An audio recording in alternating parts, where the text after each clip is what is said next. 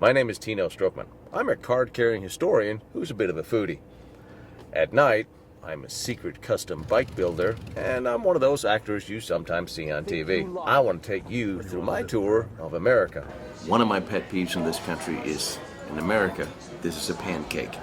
In the show, as we travel from country to country in Europe, visiting old battlefields, talking to those people who are still alive, the Germans knew exactly what they were going to do once they got here.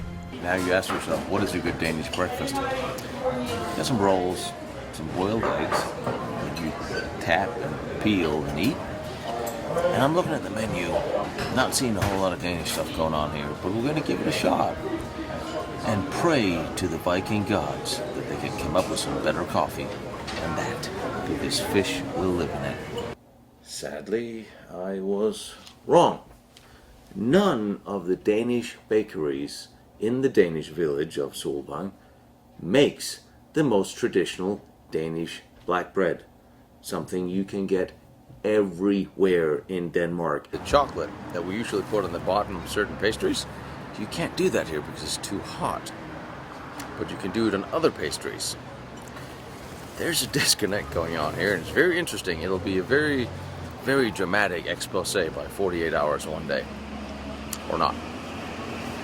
Back during World War II, the Germans built this as a seaplane hangar where they would conduct combat operations.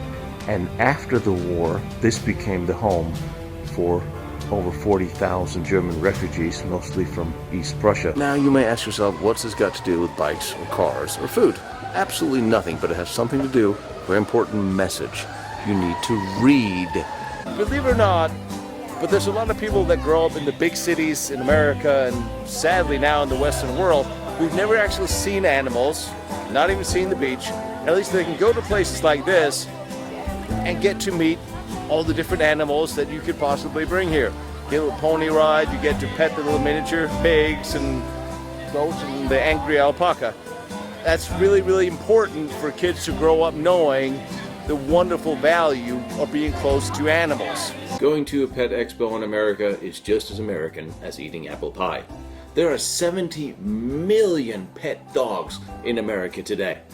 56% of all Americans have a pet. Cat, dog, fish, gerbil, hamster, or pet iguana, or a scorpion. However, most people, they spend about $1,260 a year on their dog, which is almost $100 more than the average American spends on junk food, which is probably a good thing. Here outside of Santa Barbara, we came across this unassuming little rock with a plaque, and we were kind of curious. Here by the coast, not far from the Elwood oil fields, this commemorates the very first shelling of mainland USA during the Second World War. And a Japanese submarine had surfaced and was shelling the oil fields. Great show, a lot of people, great turnout, beautiful bikes. Now that the show's going somewhere else, and we are right back home to catch up with you next week. Except obviously there's spice, there's tomatoes, cheese, there's some sort of meat. That could be locust. All right, so so what is it? So these are grasshoppers that we bring from Oaxaca. Be still, my beating heart. I'm eating bugs. Again. Oh well. I spent enough time in the army eating bugs and crunchy stuff. Don't need that anymore. 11 years in the army, you don't think I ate bugs before? You evil, evil woman. You made me eat bugs. Will it take the place of a bleeding bacon cheeseburger in my life? Probably not. Sometimes when you go to car shows, you expect to find cool custom cars and bikes and all the different things you expect to see.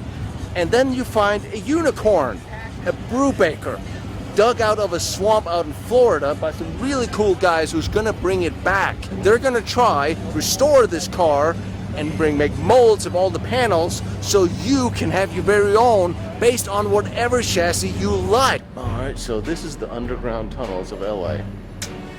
It is not exactly what I'd hoped it to be. There's an underground subway station down here back from the 20s or 30s.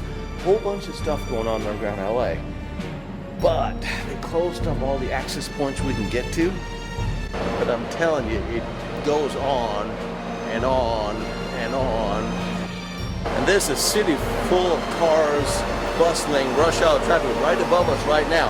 I don't know what's down here, but I want to know. Racing motorcycles obviously can be hazardous to your health. Snow, cold, rain, ice, frosty climates can also be said to be hazardous to your health. So naturally, combining the two seemed like a natural thing for the Swedes to do.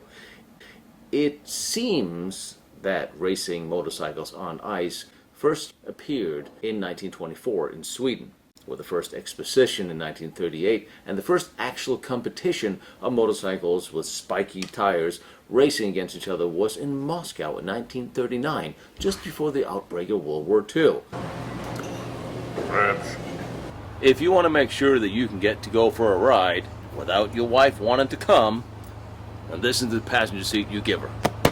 We finally made it, the long road out to Vegas, middle of the night. We're surrounded by veterans, military, their family, and all these cool classic cars. I think we should go have a look at the barbecue, see if we can find a cup of coffee, look at the cool rides everybody brought.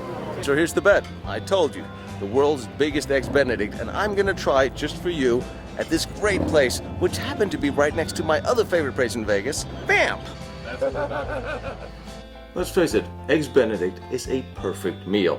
It's a British muffin, lightly toasted, with a little butter, poached eggs on either bacon or ham with a smitten of hollandaise sauce, which in itself is fantastic. As we'll see from its history, it is the ultimate in hangover foods.